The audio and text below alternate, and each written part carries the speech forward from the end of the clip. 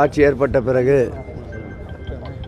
மாண்புமிகு தமிழக முதல்வர் அவர்கள் வடசென்னையின் வளர்ச்சியில் அவர் கொண்ட அக்கறையின் காரணமாக, அவர் தீட்டிய திட்டத்தின் காரணமாக இன்றைக்கு வடசென்னை பகுதியா என்று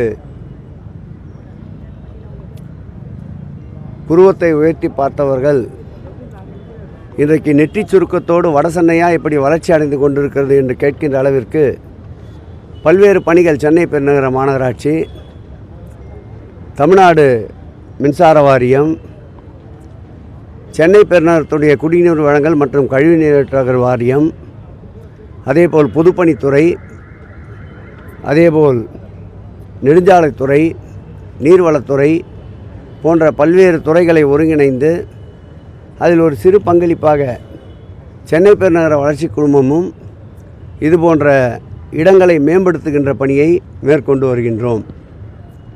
இன்றைக்கு முல்லை நகர், கண்ணதாசன் நகர் பகுதியிலே அமைந்திருக்கின்ற பேருந்து நிலையத்தை ஆய்வினை மேற்கொண்டிருக்கின்றோம். அதேபோல் எருக்கஞ்சேரியில் கட்டப்பட்டு வருகின்ற பழைய நூலகத்தை புதுப்பிக்கின்ற பணியையும் பார்வையிட்டிருக்கின்றோம். புதிதாக அம்பேத்கர் காலேஜ் அருகிலே அமைய இருக்கின்ற பேருந்து நிறுத்தத்தையும், குளிர்சாதனம் பொருந்திய பேருந்து நிறுத்த பணியையும் இன்றைக்கு பார்வையிட்டு வந்திருக்கின்றோம். அதேபோல் இங்கே கட்டப்பட்டு கொண்டிருக்கின்ற கல்யாண மண்டபங்கள், திருமண மாளிகைகள் இந்த ஆட்சி ஏற்பட்ட பிறகு சென்னை புறநகர் பகுதியில் 12 திருமண மண்டபங்கள் கட்டுவது என்று திட்டமிடப்பட்டு 2 திருமண மண்டபங்கள் இதுவரையில் திறந்து வைக்கப்பட்டிருக்கின்றன.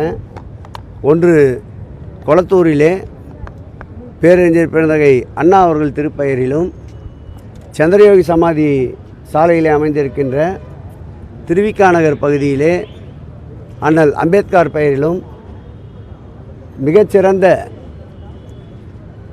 பொருளாதார வசதி உடையவர்கள்தான் அதுபோன்ற திருமண மண்டபங்களை அணுக முடியும் என்ற நிலையை மாற்றி சாதாரண மக்களும் திருமணம் செய்து கொள்ளுகின்ற அளவிற்கு அந்த மண்டபங்களை கட்டமைத்து வாடகையும் குறைத்து இந்த 2 திருமண மண்டபங்களை மாண்புமிகு முதலமைச்சர் அவர்கள் பொற்கரங்களால் திறந்து வைத்திருக்கின்றார்.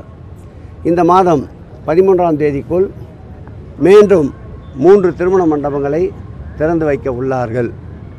இந்த பேருந்து நிலையங்கள் இந்த மாதம் 10ஆம் தேதிக்குள் நிச்சயமாக மக்களுடைய பயன்பாட்டிற்கு அர்ப்பணிக்கப்படும்.